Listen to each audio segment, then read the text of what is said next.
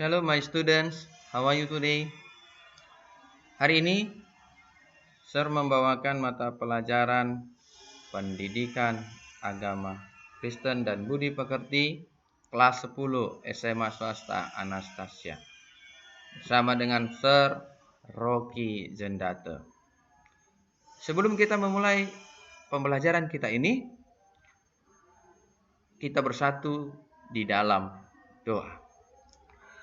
Tuhan Yesus yang baik, kami mau belajar.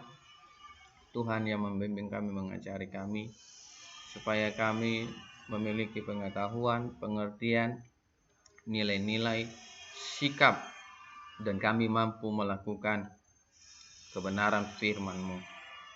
Bapa, Engkau berkati orang tua kami, guru-guru kami, bangsa dan negara kami.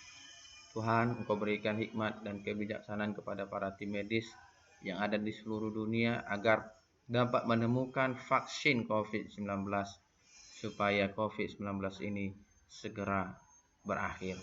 Campur tangan-Mu lah ya Tuhan, sehingga kami dapat menjalani aktivitas kami yang normal, tidak dalam rasa takut dan khawatir. Tuhan, kami memulai pembelajaran kami ini. Di dalam nama Tuhan Yesus kami sudah berdoa dan mengucap syukur. Haleluya. Amin. Langsung saja kita masuk kepada materi pembelajaran kita.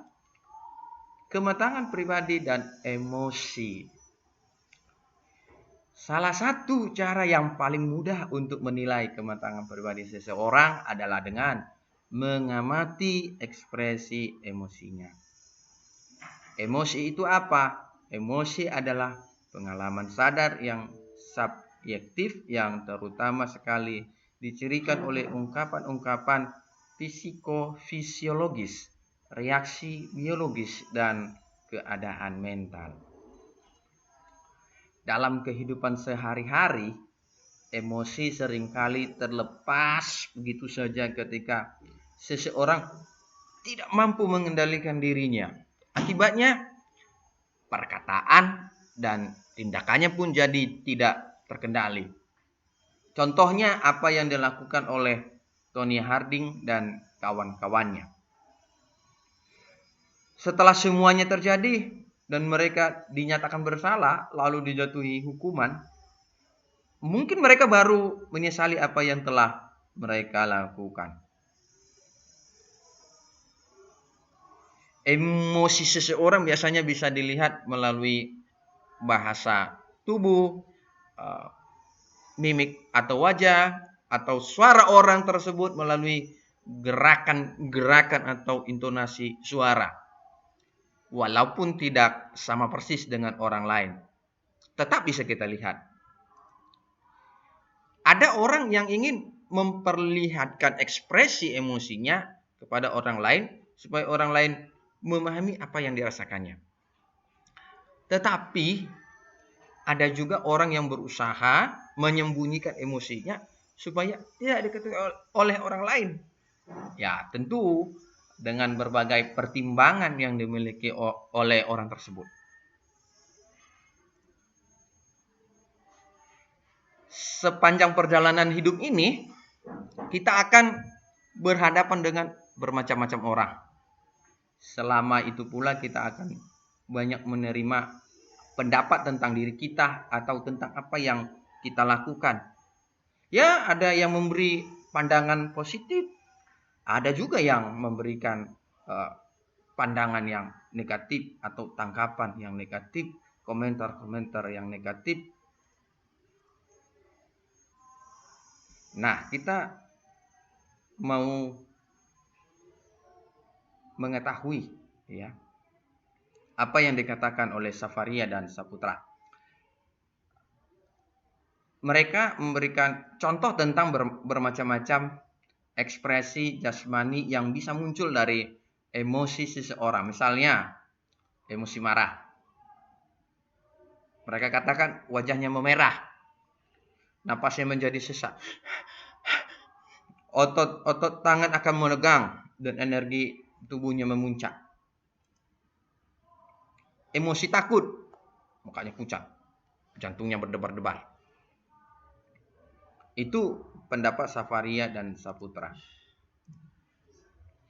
Ekman dan Friesen, seperti dikutip oleh Walgito, menyebutkan 3 macam emosi yang dikenal dengan display rules, penampilannya pada wajah atau tubuh manusia, yaitu 1.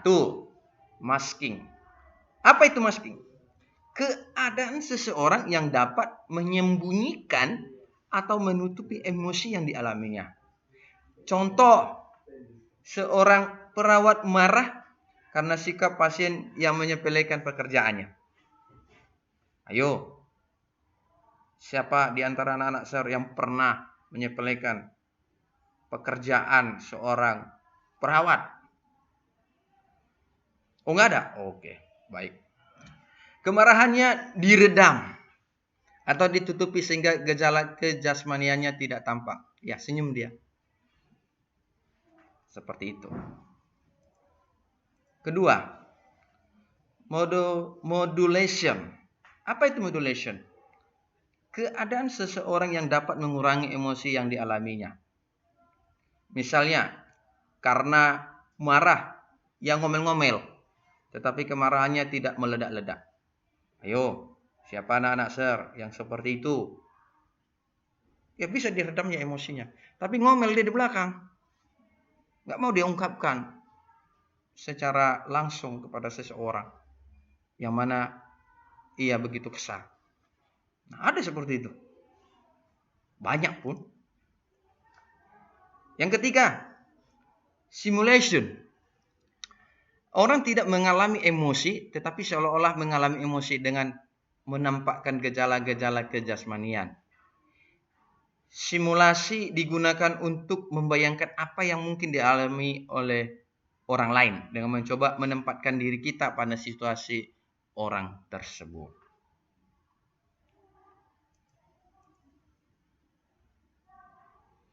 Berdasarkan pembagian emosi di atas, faktor yang paling penting dalam mengembangkan emosi yang sehat adalah pengenalan yang benar tentang diri sendiri, serta kesediaan untuk bertumbuh dan berkembang menjadi pribadi yang matang dan bertanggung jawab. Artinya kita harus mengenal siapa diri kita. Supaya apa? Supaya kita dapat bertumbuh dan berkembang menjadi pribadi yang matang dan bertanggung jawab. Matang itu apa artinya? Matang artinya tidak berpikir kekanak-kanakan.